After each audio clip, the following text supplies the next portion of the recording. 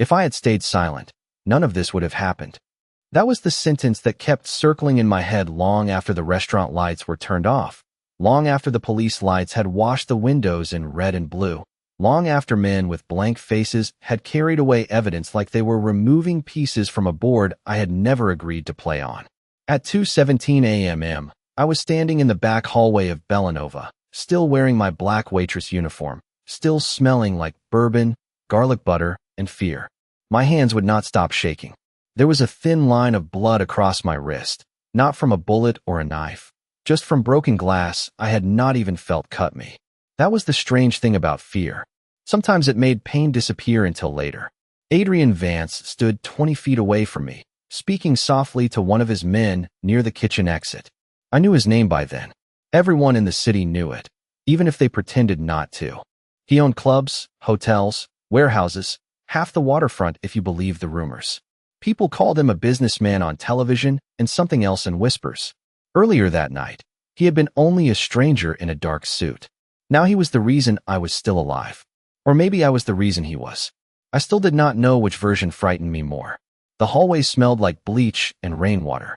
Somewhere behind the swinging kitchen doors, someone was crying quietly. A tray lay upside down near the prep table, its silver surface reflecting the fluorescent lights in broken flashes. The whole world looked ordinary in pieces and impossible when put together. Adrian turned his head slightly.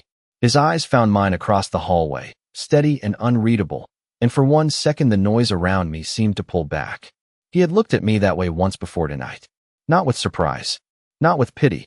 With recognition. That was the look that had ruined my life. Because before that look, I had been invisible. I knew how to be invisible. I had practiced it for years. I knew how to smile at men who snapped their fingers for another drink.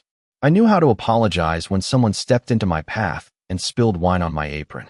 I knew how to lower my eyes, keep my voice pleasant, and make myself small enough to pass through rich rooms without disturbing the people who believed they owned them. But invisibility had rules. You were supposed to notice everything and say nothing. You were supposed to hear things and forget them. You were supposed to survive by pretending danger belonged to other people. That night, I broke every rule I had. And it started with a table by the window, a man touching his ear too often, and a feeling in my stomach that told me the room was lying. My shift had started 6 hours earlier, when the sky over Chicago was still bruised purple and the dinner crowd had not yet arrived. Bellanova always looked its best before anyone came inside. The marble floors shone. The wine glasses were lined up like promises. The candles on the tables made everything seem softer than it really was. I liked those quiet minutes before service. They were the only time the restaurant felt honest. My name is Lily Hart, and at 26, I had become very good at jobs that asked me to disappear. Bellanova was not my dream. It was not even close. I had once wanted to study nursing, then social work, then anything that made me feel useful in a way that lasted longer than a tip left under a plate. But my mother's medical bills had eaten the savings first, then the plans, then the softer parts of me that still believed life rewarded effort. So I worked doubles. I memorized drink orders for men who forgot my name while reading it off my name tag. I carried trays through rooms where a single bottle of wine cost more than my rent. I learned the difference between guests who wanted attention and guests who wanted silence. More importantly, I learned the kind of attention that meant trouble. It was not a gift. It was a survival habit. When you grow up listening for the sound of your stepfather's keys in the lock, you learn to read a room before you enter it. When you spend years guessing whether a drunk man will laugh, cry, or throw something, you learn the language of shoulders, hands, and pauses. When you once failed to call for help because you were afraid of making things worse, and someone you loved paid for that silence, you never forget what a room feels like right before it breaks. That was the part one never told anyone. My older brother, Caleb, had been the brave one. He stepped between people. He opened his mouth when I froze. He believed truth was something you owed the world, even when the world did not deserve it. One winter night, he tried to stop a fight outside a bar, and nobody else moved. Not me. Not the men watching. Not the bartender who knew it had gone too far. By the time the ambulance came, it was too late. I was 19. After that, silence stopped feeling safe. It felt like guilt. That was why I noticed things other people ignored. Not because I was smarter. Not because I wanted danger. Because some part of me had never stopped standing in that cold parking lot. hearing myself do nothing. By 7:30, Bellanova was full. Laughter rose and fell under the music. Silverware tapped against porcelain. Men in tailored jackets leaned across tables as if every conversation were a negotiation. Women with perfect hair checked their reflections in dark windows. The whole room glittered in the warm amber light, polished enough to hide almost anything. I moved through it with a tray balanced against my palm, smiling when required, speaking only when needed. Everything was normal. Normal, at Bellanova, had a very specific shape. It meant the host's stand was never unattended for more than 10 seconds. It meant the bartender counted bottles twice before the late crowd arrived. It meant the owner, Mr. Bellini, walked the floor once every hour, touching the backs of chairs and smiling at guests like a man blessing his own church. It meant strangers did not wander behind the bar, the back door did not stand open, and Tomas did not check the front windows with sweat gathering under his collar. That night, I noticed the first crack before I understood it. Tomas was too quiet. He had been my manager for 8 months, long enough for me to know the difference between his ordinary anxiety and real fear. Ordinary anxiety made him sharp. He snapped at servers for water spots on glasses, for uneven place settings, for standing too long near the kitchen. Real fear made him polite. He said please. He touched his tie. He looked at exits. At 6:40, he called the staff together near the service station and told us table 7 would be reserved for a private business dinner. No unnecessary conversation, he said. No questions. No lingering. Marissa raised an eyebrow. VIP. Tomas looked at her for half a second too long. Just do your jobs. That was not an answer. I remember wiping my hands on my apron even though they were clean. I remember looking toward table 7 by the window, already set with crystal glasses and a folded leather folder resting near the center like it belonged there. No one had ordered yet. No one had arrived. Still, the folder waited. I should have asked who brought it. But questions cost money in places like Bellanova. If you asked too many, you became inconvenient. If you became inconvenient, your shifts disappeared. I needed those shifts. My mother's pharmacy did not accept moral discomfort as payment. So I swallowed the question and kept moving. Until the front door opened. The first sign was not Adrian Vance. The first sign was the way people reacted before he entered. The hostess, Marissa, had been laughing with the bartender when her eyes flicked to the reservation screen. Her smile faded. Not vanished, exactly. She was too trained for that. But it tightened at the corners, and her posture straightened as if someone had pulled a string through her spine. 2 men at table 12 stopped talking mid-sentence. At the bar, a man in a gray coat set his glass down without drinking. Near the west window, someone touched his ear. I saw all of it because I was clearing plates from table 9, half turned toward the room with a stack of dishes against my forearm. Those little shifts would not have meant anything on their own. Bellanova served important people all the time. Politicians, investors, athletes, men who arrived with bodyguards, and women who pretended not to notice them. But this was different. This felt less like excitement and more like breath being held. The door opened fully, and Adrian Vance walked in. He did not look dramatic. That was the first strange thing. Dangerous men in movies always seem to announce themselves with noise, with swagger, with too much confidence spilling out of them. Adrian was quiet, controlled. He wore a dark suit that fit him like it had been cut around restraint. His black hair was combed back, his jaw clean shaven, his face calm in a way that made calmness feel like a weapon. 2 men entered with him, both large, both careful, neither looking like they needed to prove anything. One scanned the room while the other stayed half a step behind Adrian's right shoulder. Adrian himself barely looked around, but somehow I knew he saw everything. His gaze moved once across the restaurant. It passed over the bar, the private booths, the hallway to the kitchen, the windows, the exits. For one brief second, it brushed over me. I almost looked away. I should have. Instead, I froze with dirty plates in my hands while those pale gray eyes landed on me. Not long enough to be rude, not soft enough to be kind. He did not look at me the way most men in that room looked at waitresses. There was no dismissal in it. No easy hunger. No irritation at being interrupted by someone who carried plates for a living. He looked as if he had measured the room and found me there. Then his gaze moved on. The moment was over before anyone else could have noticed it, but my heart had already changed its rhythm. Marissa led him to the table by the window. The best table. The one with a view of the river and enough distance from the other diners to make a conversation feel private. 3 men were already waiting there. They stood when Adrian approached, smiling the way men smile when they are trying not to show their teeth. Marissa gave me one quick look as she passed the service station. It was small, but I caught it because servers speak in small things. Her eyebrows lifted. Her mouth tightened. She knew the table was mine, and she was telling me to be careful without making the warning visible. Who is he? I whispered when she came close enough. She did not stop walking. You do not want to know. That bad. That important. In Bellanova, there was a difference, but not much of one. I watched Adrian remove his coat before sitting. One of his men took it, checked the chair, then stepped back without a word. The motion should have seemed arrogant. Instead, it looked practiced, like men who lived with danger had made ordinary manners into procedure. The 3 waiting men were easier to read because they wanted to be read a certain way. Silver Tie wanted to look amused. Pale Knuckles wanted to look loyal. The polite man wanted to look harmless. I distrusted him most. Harmless men did not need to prove they were harmless. Adrian did not smile at any of them. He sat with his back angled enough that the window reflected the room in front of him. At first, I thought it was vanity or habit. Later, I understood he had chosen the seat that gave him the most information.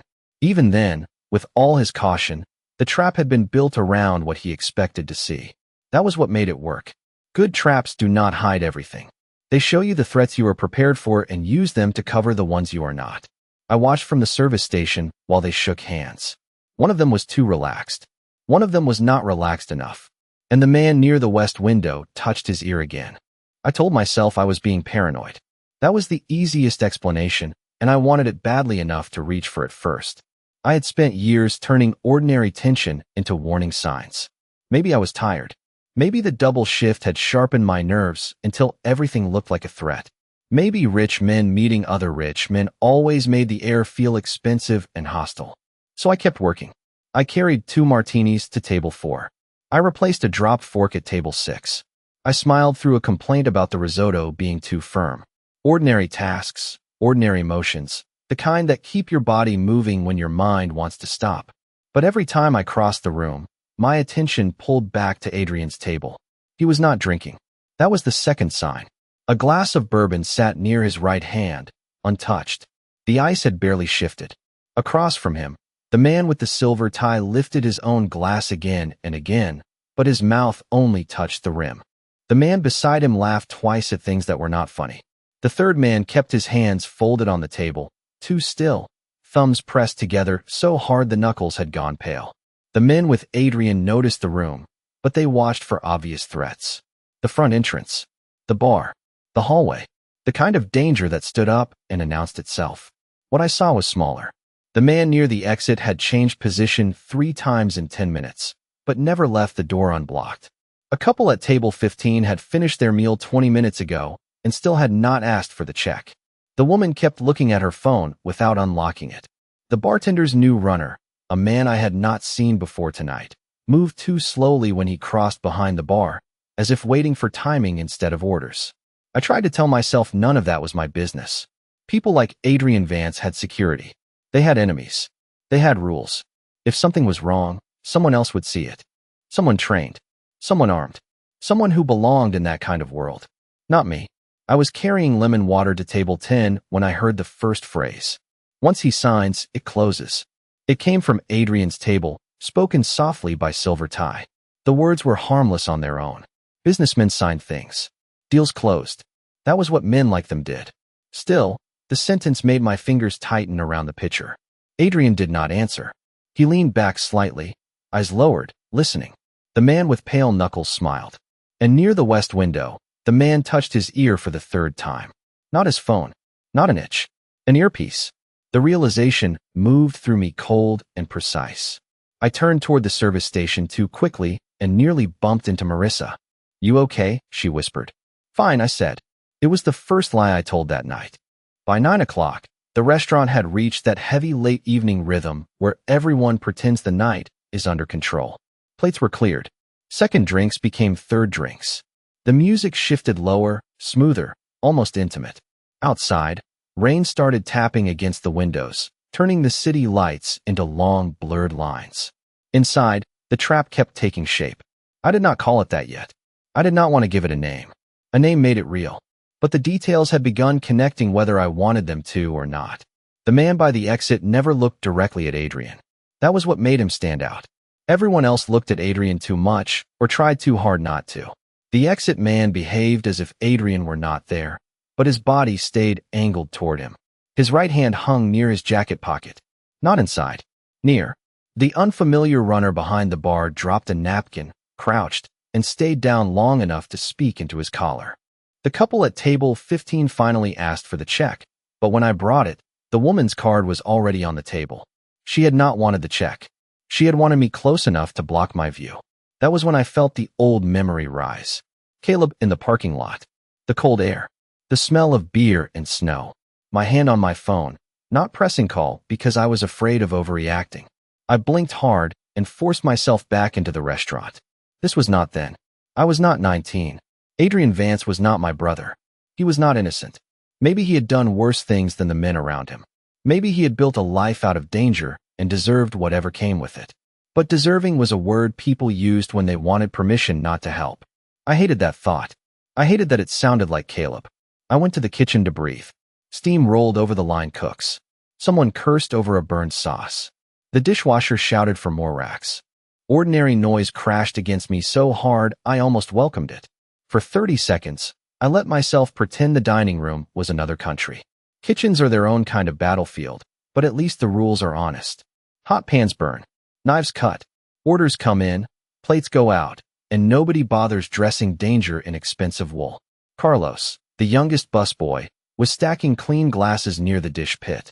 He looked up when he saw my face. "You sick?" he asked. "No. You look sick." "Thank you, Carlos." "Not like ugly sick," he said quickly. "Like ghost sick." I almost laughed, which felt impossible and therefore dangerous. "Stay out of the dining room for a minute." He frowned. "Tomas will yell." "Let him." The fact that I said it made his expression change. Carlos was 17, maybe 18, with the kind of open face Belanova had not trained out of him yet. He glanced toward the swinging doors, then back at me. Something wrong. I wanted to say no. I wanted to save him from being part of it. Then I thought of all the adults who had saved themselves from being part of Caleb's last night. "Maybe," I said. "If people start moving fast, you get low and stay low. Do you understand me?"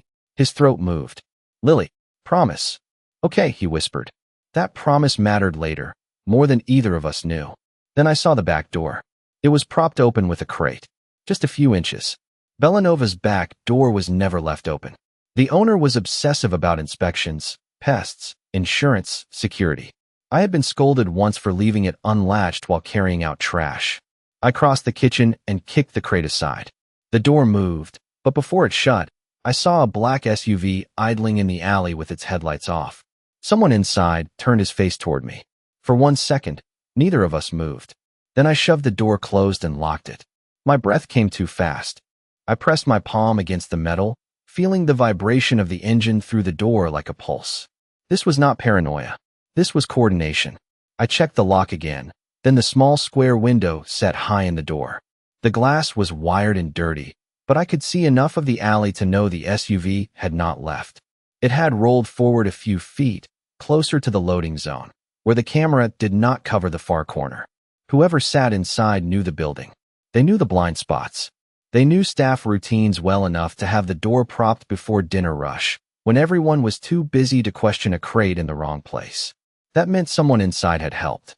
The thought made the kitchen seem smaller. I looked at the cooks, the dishwasher, the prep station, the shelves of clean plates. Ordinary faces.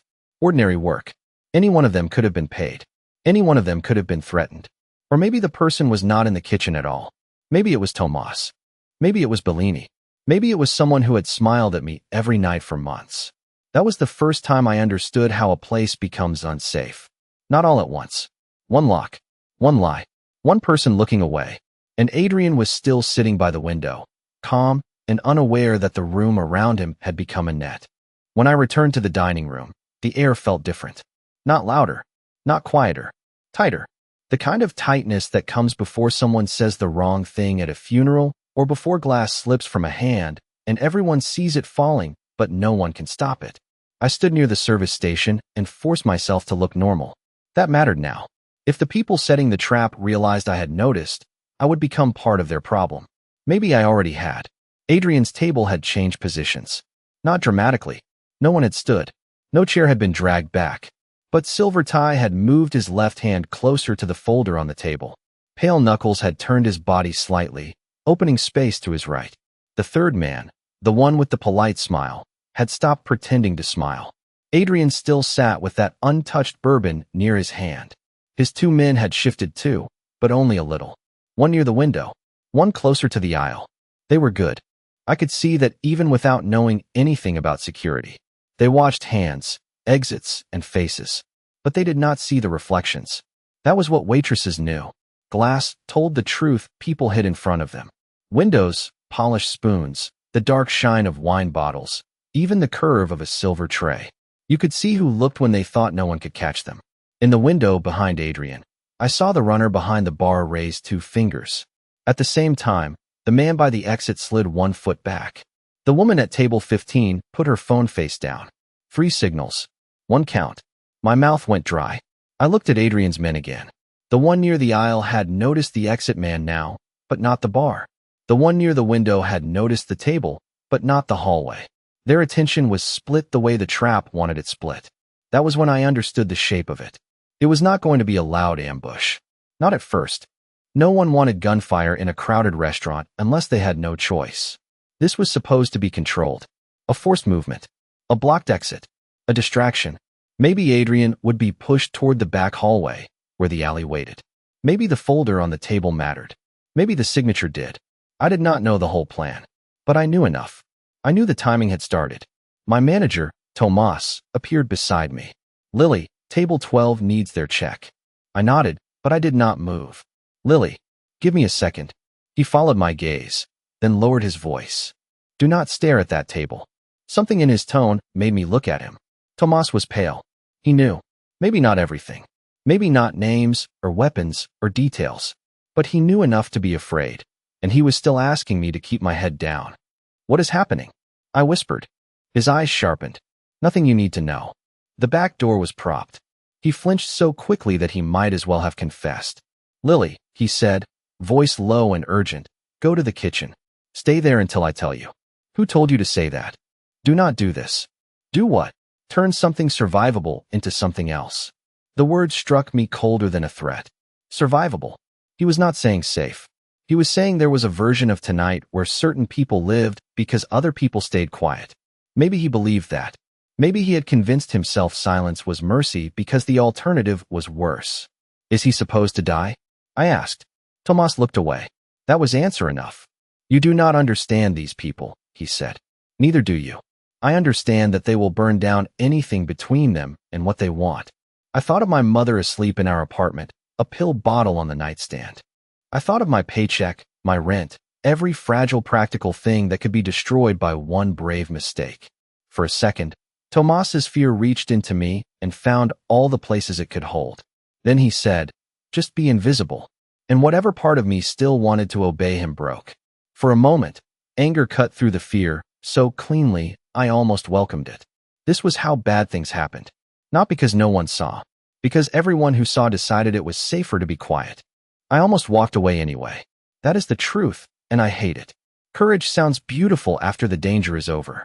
People turn it into something clean, something simple, as if the brave choice glows brighter than the cowardly one. But in the moment, courage felt like nausea. It felt like my knees weakening and my brain offering me every reason to survive. Adrian Vance was not my responsibility. He had chosen his world. I had bills to pay. I had a mother who still needed prescriptions filled. I had no weapon, no power, no backup, and no right to step into a room full of men who could erase me before anyone finished dessert. Those reasons were real. So was Caleb. There was another truth too, one uglier than fear. Some part of me resented Adrian for needing my courage. He had walked into Bellanova with 2 armed men and the kind of power that changed the temperature of a room. He had money, reputation, influence, and enemies organized enough to place men by doors.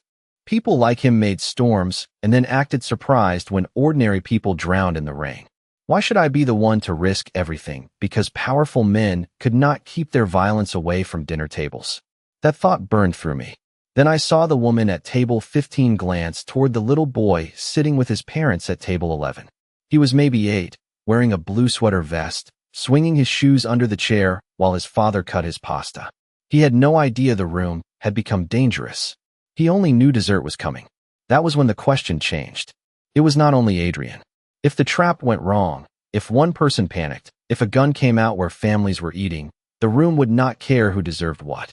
Violence did not stay inside the lines men drew for it. It spread. It found soft bodies and open doors, and people who had believed they were not involved. Caleb had not died because he was the target. He died because he was close.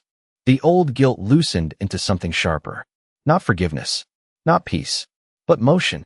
I could see him so clearly that for a second the restaurant blurred. My brother at 24, laughing with one hand around a coffee mug, telling me, "You do not have to be fearless, Lil. You just have to be honest 1 second sooner than your fear wants you to be." He had said it after I admitted I hated myself for freezing. He had said it like forgiveness was easy. It was not. Across the room, Adrian reached for the folder. Silver Tie's eyes flicked toward the bar. The runner shifted. My body moved before my mind agreed.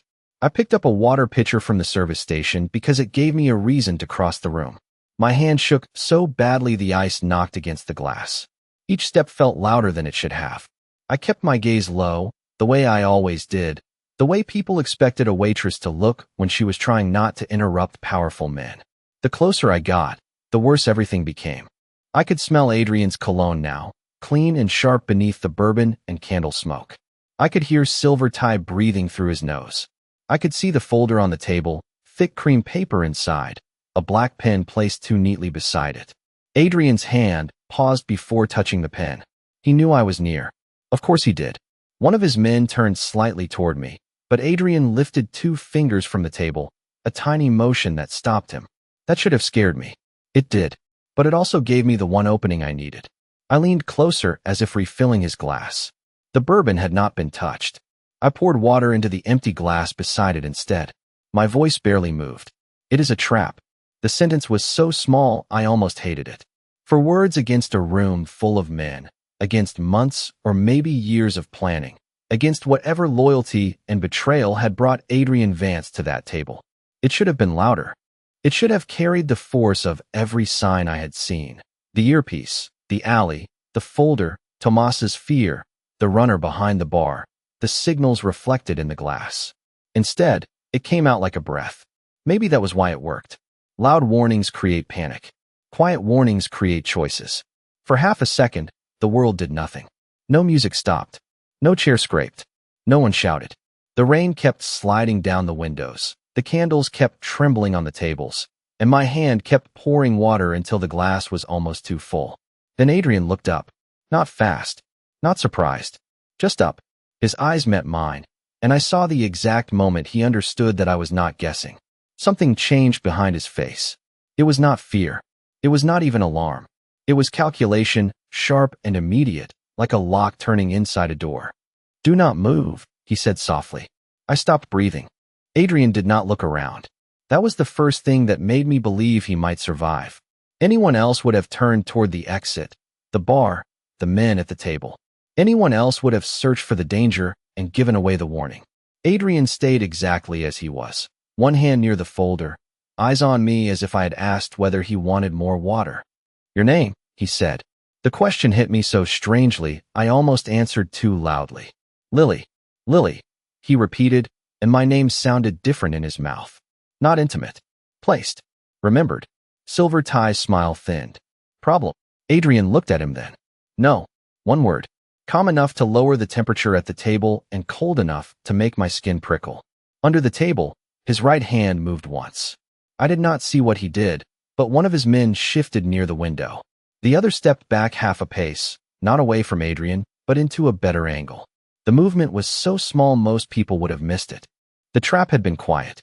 So was the answer. Adrian did not waste time asking how I knew. That mattered. Men with smaller egos might have demanded proof, while proof closed around them. Adrian accepted uncertainty as information. He did not believe me the way trusting people believe. He believed me the way dangerous people believe a locked door when they smell smoke. His left hand rested on the wet rim of the water glass. His right hand remained below the table. His eyes moved once, not across the room, but across the faces in front of him. Silver tie, pale knuckles, polite smile. 3 men, 3 masks, all of them beginning to slip. You brought a witness, Adrian said. Silver tie gave a short laugh. A waitress. The word was meant to dismiss me. Adrian's gaze did not leave him. No, someone you did not account for. I felt that sentence land in my chest with a force I did not understand. It was not kindness. He was not defending me. He was naming a mistake in their plan, and somehow that was more powerful than comfort would have been. For the first time all night, I was not background. I was evidence. Stay close, Adrian said without looking at me. I should have stepped away. A rational person would have stepped away. But rational people do not always survive rooms where every exit has already been assigned to someone else. I stayed. The man by the exit noticed. His eyes moved to me for the first time, flat and assessing. Not angry yet, only aware. That was worse. Anger could be messy. Awareness was a decision-forming. Adrian set the pen down without signing. Silver tie's jaw tightened. Is there a problem with the terms? He asked. The terms are clear, Adrian said. Then sign. The word landed too hard. At another table, a woman laughed at the wrong moment, high and nervous. A server carrying dessert paused near the kitchen entrance. Tomas stood frozen by the host's stand, pretending to check reservations on a screen that had gone dark. I felt every person in the room and none of them at once.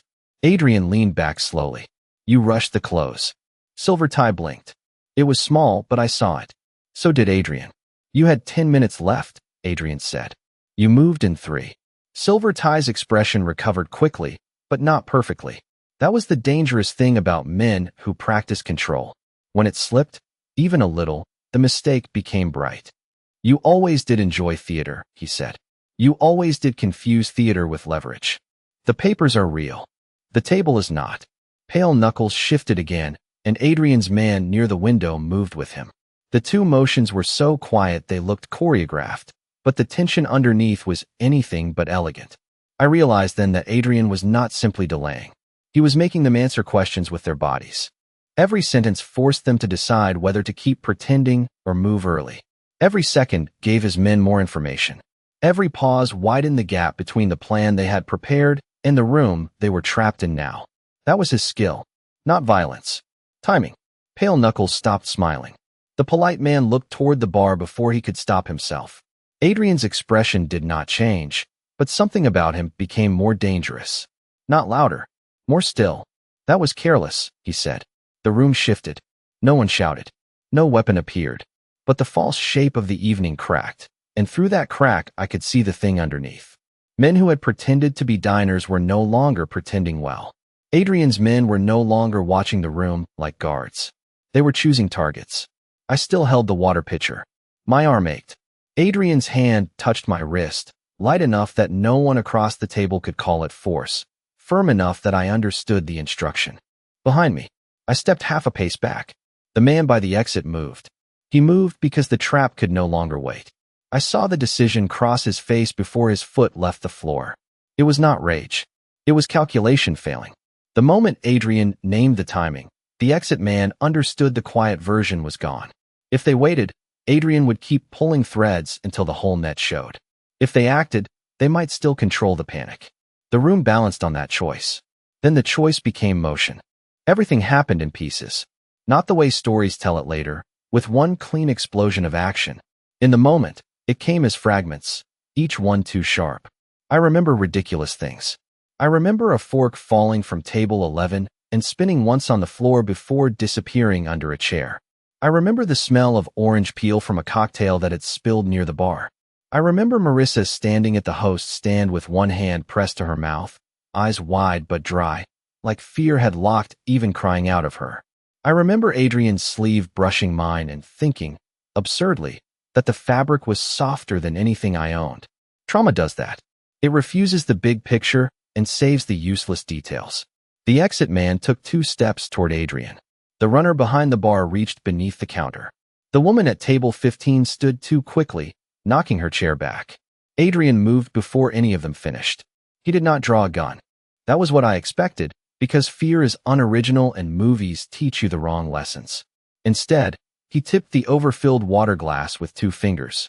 It spilled across the table, soaking the folder, the pen, silver tie's sleeve, everything.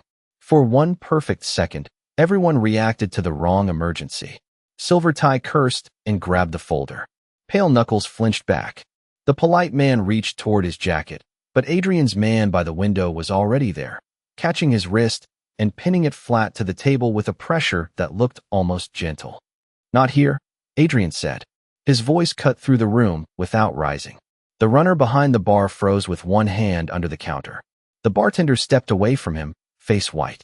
Adrian's second man crossed the aisle and placed himself between the runner and the room, his jacket opened just enough to make the message clear. The exit man kept coming. That was the part that made it real. Up until then, some foolish piece of me still believed the room might reset if everyone agreed to pretend. But the exit man had passed the point where pretending helped him. His hand was inside his jacket now, and his eyes were fixed on Adrian. Adrian pulled me behind him. This time it was not subtle. The water pitcher slipped from my hand and hit the carpet with a dull thud. I stumbled into his back, my palms pressing against the expensive fabric of his suit. He was solid under my hands, warm and terrifyingly calm. "Head down," he said. I obeyed. The tray dropped at the far end of the restaurant. That sound saved us. It was not planned by Adrian. I learned that later. It was Carlos, one of the busboys, losing his grip because he saw the exit man's hand. The crash burst through the room like a false gunshot. Diners screamed. Chairs scraped. People ducked, stood, grabbed each other, created chaos where there had been too much control. The exit man turned his head for half a second. Adrian used it. He stepped sideways, not backward, dragging me with him into the narrow line between 2 tables. His man from the aisle hit the exit man hard from the side, shoulder first, driving him into a service cart. Metal screamed. Glass shattered. The object in the man's hand skidded under a table before I could see what it was. Someone screamed again. This time the panic became real. Guests dropped beneath tables. A chair overturned. The little boy in the blue sweater started crying, and his mother wrapped both arms around him so tightly her wine glass tipped over and shattered beside her shoe. Carlos appeared at the far end of the room, saw me, and dropped low exactly like I had told him. The sight of him obeying almost undid me. Adrian did not allow that. He stepped into my line of sight, blocking the room, narrowing my world to the back of his suit and the hard command in his voice. "Lily." I looked up. "With me." That was all. Not comfort. Not explanation. A rope thrown across panic. Adrian did not look at the fallen man. He looked at the kitchen hallway. "Now," he said. I ran because Adrian moved. There was no decision in it. His hand closed around mine, and the next second the dining room became motion, noise, heat, bodies. He did not pull me so hard that I fell.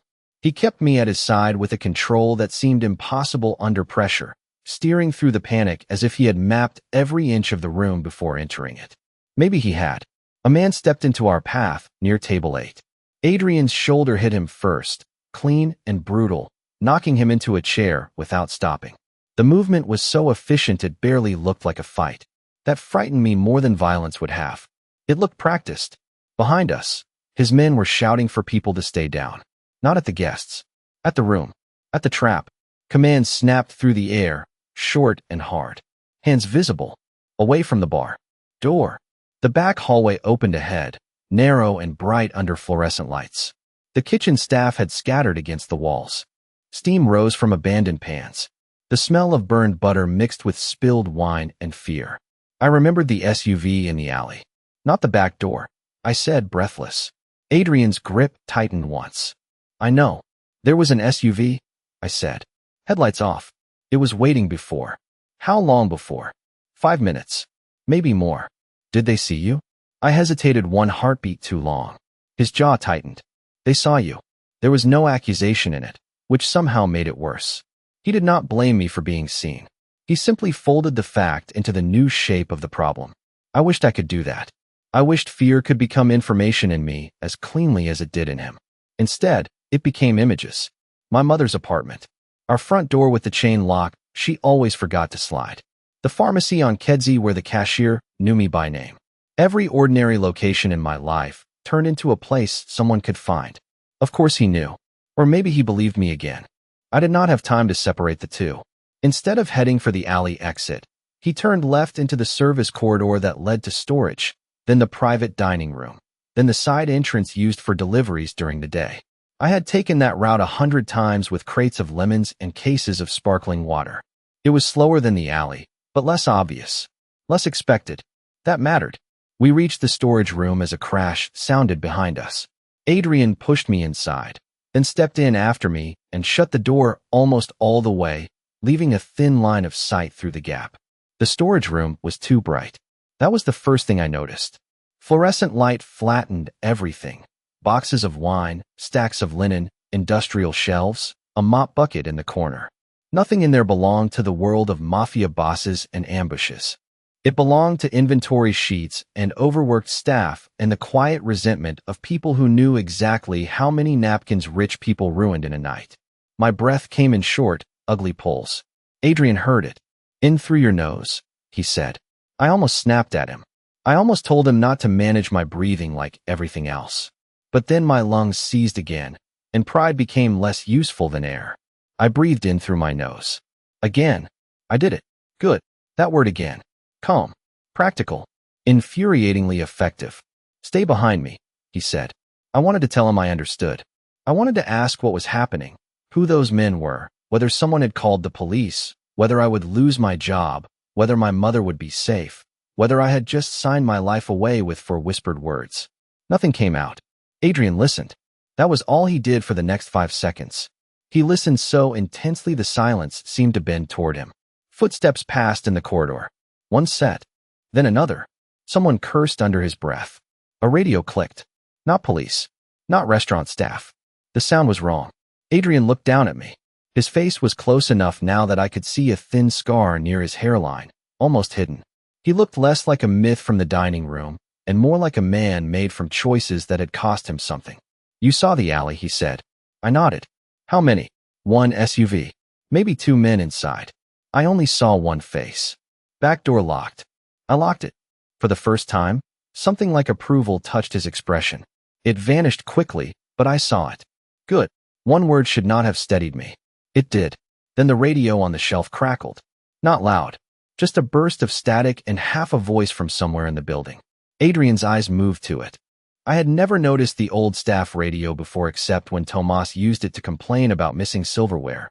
But now the small black box seemed as dangerous as a weapon. "Kitchen 2 clear," a man's voice said. Adrian's expression hardened. There was no kitchen 2. He reached up and turned the volume lower without switching it off. "They are using our channel," I whispered. "Your channel," he corrected. The distinction mattered to him. It mattered to me too. Someone had not only entered the restaurant's routines, they had borrowed them. The trap was not built outside Bellanova. It had been threaded through the place where I worked, through the codes and doors and habits we used every day without thinking. That made the betrayal feel intimate, even if I was not the one they meant to betray. We waited in the storage room while the restaurant unraveled around us. It could not have been more than a minute, but fear stretched time into something cruel. Every sound arrived too large. A pan hitting the floor, someone sobbing, a chair scraping in the dining room, rain against the delivery entrance, my own breathing, too fast and too loud. Adrian released my hand only when he was sure I would not bolt. The absence of his grip left my skin cold. That irritated me. I did not want any part of me to notice him that way. He was dangerous. He was the center of a life I did not understand. Men had come to hurt him in a crowded restaurant, and he had responded with the calm of someone who had been expecting betrayal his whole life. None of that should have felt safe. But safety is not always softness. Sometimes it is the person in the room who knows exactly where the danger is. Adrian took a phone from inside his jacket and pressed one button. "Side route," he said. 2 outside. 1 possible inside kitchen. No police until I say. I stared at him. He ended the call and looked at me. "What? No police?" "Not yet. People could be hurt. Which is why they are staying down instead of running into crossfire." Crossfire. My voice cracked on the word. His eyes flicked toward the door, then back to me. There are at least 4 armed men in the building who did not come with me. If uniformed officers enter blind through the front, everyone with a weapon reacts. If the men outside think they are boxed in, they use the guests as cover. If my people move too hard, your coworkers end up between us. I hated that he sounded reasonable. I hated more that I believed him. People are alive because no one fired into that room. His voice stayed even, but there was steel under it. Anger rose in me anyway. Maybe because I was scared. Maybe because I needed something to push against that was not panic. You do not get to decide that. The words left my mouth before I understood how dangerous they were. Adrian went still. For a second, I remembered who he was. Not a guest. Not a protector. Not a man whose hand had steadied me. Adrian Vance. The kind of man people lowered their voices to talk about. The kind of man my manager feared enough to look away from a trap unfolding in his own restaurant. His eyes held mine.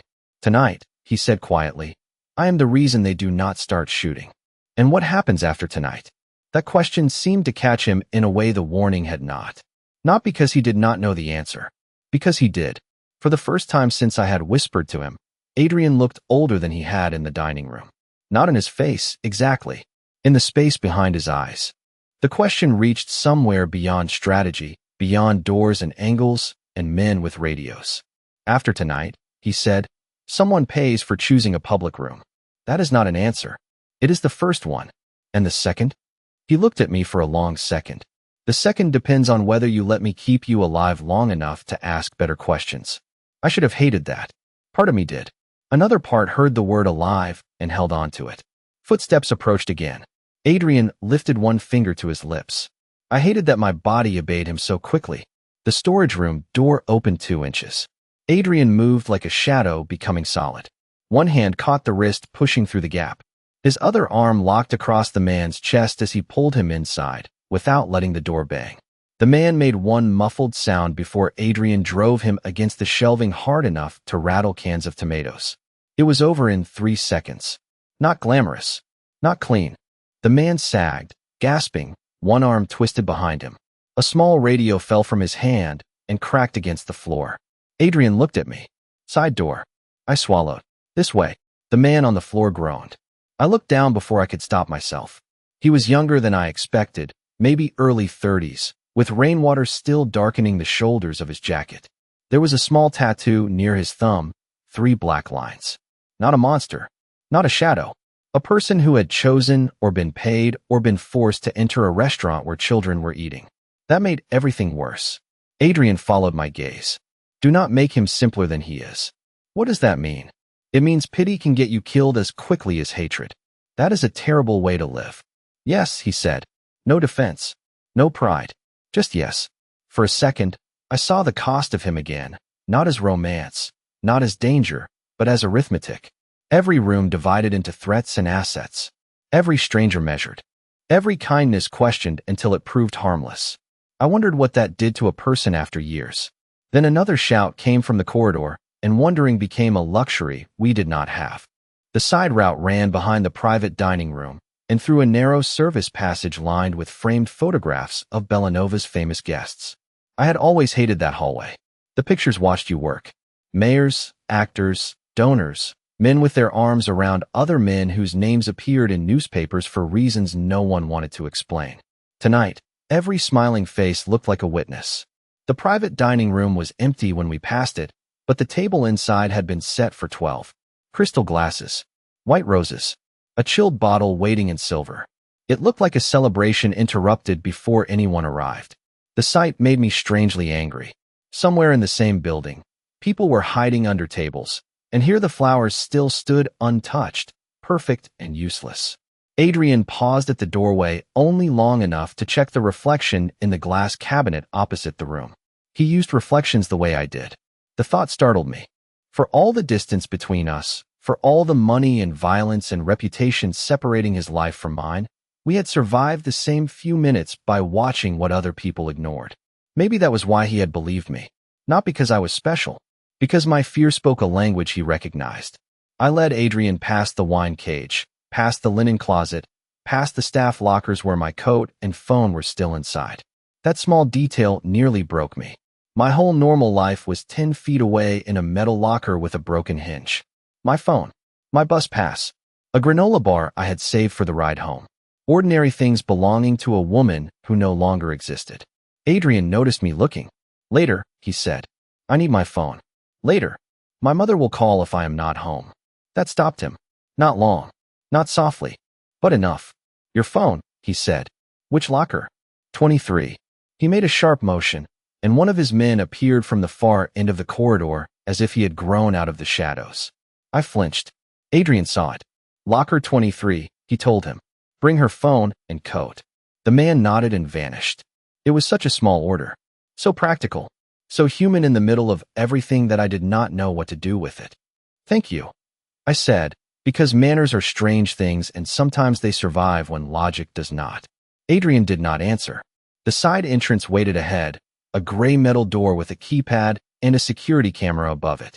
Usually it opened to a delivery lane between Bellanova and the neighboring hotel. Tonight, Adrian stopped before touching it. Camera angle, he asked. I blinked. What? Does it see the whole lane? No. It cuts off near the dumpster. Blind spot on the right. His gaze sharpened. How do you know that? Because the staff smokes there. For some reason, that almost made him smile. Almost. He checked his phone once, then opened the door an inch. Rain blew in, cold and metallic. Outside, headlights reflected on wet pavement. No SUV. No obvious men. But obvious had stopped meaning safe. His man returned with my coat and phone. He handed them to Adrian, not me. Adrian handed them to me himself. Our fingers brushed. It should have meant nothing. It did not. Call your mother, he said. Tell her you are working late. Nothing else. Are you ordering me? I am keeping her out of this. That answer landed harder than I expected. I called. My mother answered on the fourth ring, sleepy and worried. I lied to her with Adrian standing close enough to hear every word. When I hung up, my hands were shaking again. Adrian looked toward the rain-dark lane. When I move, you move. I nodded. We left through the side door into the rain. The cold hit me first, then the smell of wet pavement, exhaust, and the river. The delivery lane was mostly empty, lit by a single yellow security lamp that made everything look old and sick. Adrian moved ahead of me, not running, not hiding, but using the shadows and parked vans the way other people use walls. I stayed close. This time he did not have to tell me. At the end of the lane, two black cars waited with their lights off. Men stood near them, but they were Adrian's men. I knew by the way they reacted to him, not with surprise, but with immediate adjustment, like pieces returning to their proper places. One opened the rear door of the nearest car. I stopped. The rain soaked through my uniform. My coat was still in my hands. My hair had come loose from its clip and stuck to my face. Somewhere behind us, Bellanova glowed with warm light as if it had not nearly become the place where people died. Adrian turned back. For the first time all night, he looked uncertain. Not afraid. Not confused. Just aware that this was the moment where his world and mine should separate. You can go home, he said. I almost laughed. It came out broken. Can I? He did not insult me by saying yes. That was when I understood. Not fully, but enough. The men who set the trap had seen me. Tomas had seen me. Adrian's men had seen me. I had whispered the warning. I had led him through the service route. I had identified the alley and the blind spot and locked the back door. I was not a waitress who overheard something anymore. I was a loose end. Adrian's jaw tightened as if he hated that I had reached the conclusion myself. I can put men on your building, he said. Your mother too. For how long?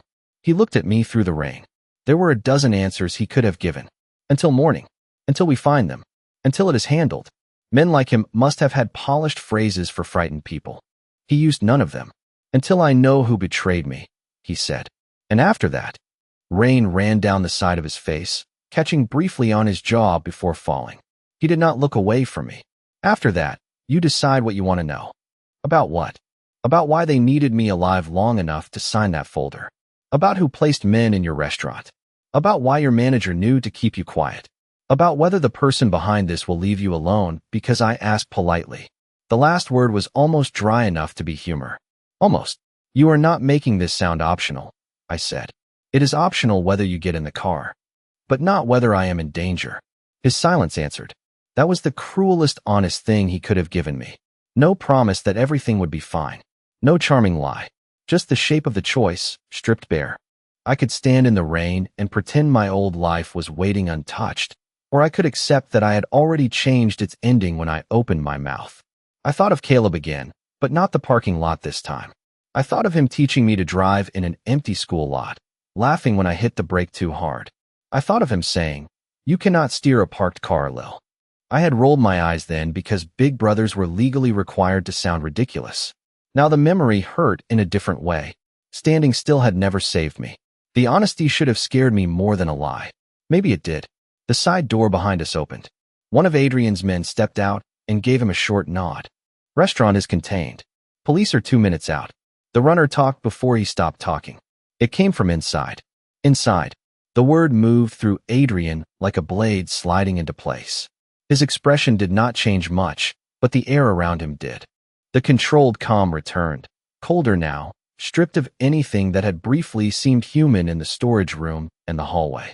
This was the man the city whispered about. The man who survived rooms designed to kill him. And then he looked at me. The cold did not leave his face, but it altered. Focused. "You saw what my men did not," he said. I remembered the first moment his eyes had crossed the restaurant and found me. I remembered feeling seen for 1 second and wishing it had not mattered. "I saw what everyone was trying not to see," I said. Adrian studied me as if that answer had opened another door. "That is harder," he said. "Then what?" "Seeing danger." I did not know what to say to that, so I said the thing that had been sitting under my tongue since the storage room. "I am scared." "I know." "No, you do not. You know tactics. You know exits. You know which man is lying because his shoulder moves wrong. I am talking about the kind of scared where tomorrow still has rent in it. My mother's medicine. My name on a schedule. People who can be hurt because I made one choice in a restaurant." His face changed then. "Only a little, but enough." "I know that too," he said. The answer was so quiet I almost missed it under the rain. For a second, the myth of him thinned again. I wondered who had been used against him first. A mother. A brother. A friend. Maybe every dangerous man started as someone with something to lose, and the world kept pressing until he decided losing nothing was safer. That did not make him good, but it made him real. Something shifted in his expression. Respect, maybe, or warning. With Adrian Vance, the two looked dangerously similar. "That changes things," he said. Behind him, the car waited with its door open. Behind me, Bellanova hummed with police sirens growing closer. Somewhere in the city, my mother believed I was working late. Somewhere in the dark machinery of Adrian's world, someone who had planned his death now knew a waitress had interrupted it. I had spent my life trying to stay invisible. But invisibility is not safety when the room is already burning. I stepped toward the car. Adrian watched me, rain sliding down the sharp lines of his face. "I am not doing this because I trust you," I said. For the first time, he gave me something close to a smile. "Good." I got in. The door closed, shutting out the rain, the sirens, and the last version of my life that still made sense. Adrian sat beside me a moment later, quiet and controlled, and as the car pulled away from the restaurant, I looked back through the wet glass. Bellanova grew smaller behind us. The city opened ahead, and I understood, with a calm that frightened me more than panic, that my warning had not ended the danger. It had introduced me to it. Adrian did not speak for the first 3 blocks. Neither did I. The car moved through rain-slick streets while sirens faded behind us. Chicago looked different from the backseat of his car. Taller, colder, full of windows that reflected other windows until the whole city seemed made of watching eyes. I held my phone in both hands and stared at my mother's name in the recent calls, resisting the urge to call again and tell her the truth. The truth would only give her fear with nowhere to put it. Adrian looked out his window. "Your brother," he said. My head turned sharply. "What?" "You said people pay when no one speaks." That came from somewhere. For a moment, I hated him for noticing. Not because he was wrong, but because I had spent years making Caleb private. Grief becomes one of the few things no one can take when money is thin and life is crowded. I kept him in small rituals. Coffee without sugar, old rock songs on rainy mornings, the habit of checking parking lots before crossing them. I did not offer him to strangers. I especially did not offer him to men who lived in bulletproof cars. But Adrian had not asked like a man collecting weakness. He asked like a man recognizing a wound by the way someone walked around it. I should not have answered. I knew that. Every personal thing I gave him became another thread tying me to a man I should have been trying to escape. But the night had already taken my silence. His name was Caleb. Adrian waited. He died because people watched and decided it was not their problem. The words were not polished. They came out flat, almost dull, the way old grief sometimes does when it has been carried too long. Adrian's hands rested loosely on his knees, but I noticed the faint whitening at one knuckle. He had reacted. Barely. Enough. Who paid for it? He asked. No one. That was the whole story in 2 words. There had been statements, apologies, a short article, a few flowers, and then life had folded itself back over the hole as if my brother had been an inconvenience in the pavement. The man who hit him took a plea. The men who watched went home. The bartender claimed he had not understood how bad it was. I had spent years learning that justice and closure were words people used when they needed grief to become tidy. That is why you warned me, Adrian said. Partly. And the other part? I looked at him then. Because there was a child in the room. Something dark passed behind his eyes. Table 11, he said. He had seen him too. Of course he had. The realization steadied me in a way I did not want to examine. Adrian Vance had not only counted enemies. He had counted civilians. That did not absolve him of the world he belonged to, but it complicated the fear in my chest. Adrian's gaze stayed on the window. I am sorry. I believed him. That was inconvenient. Do not make me regret warning you, I said. He turned then, and the city lights moved across his face in pale lines. I will make many mistakes, Lily Hart. That will not be one of them. The promise should not have mattered. Men like Adrian made promises the way other men made threats, with full knowledge that both could become weapons. Still, something in his voice settled into the dark space around us. Not comfort, not safety, a beginning.